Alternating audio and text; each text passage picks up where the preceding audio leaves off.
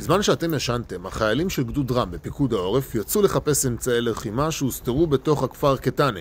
זהו כפר שנמצא דרומית לרמאללה, בשטח A של הרשות הפלסטינית. אני הצטרפתי אליהם למשך אותו לילה, ואחרי פעילות אינטנסיבית קשה מאוד, עם הרבה הליכה והרבה חיפושים, מצאנו רובה קרלו עם מחסנית מלאה. אני לא רוצה לחשוב מה היה קורה אם חס וחלילה הרובה הזה היה עדיין בידיהם של אותם מחבלים מתועבים.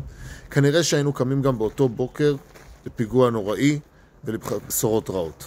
אז אתם מוזמנים השבת במהלך החג לקרוא את הכתבה בעיתון שביעי על הפעילות המבצעית של חיילי גדוד רם, וגם לשמוע את סיפורו של המג"ד שנפצע קשה בפיגוע בצומת הפרסה, סגירת המעגל עבורו בהריסת ביתו של המחבל שביצע את הפיגוע.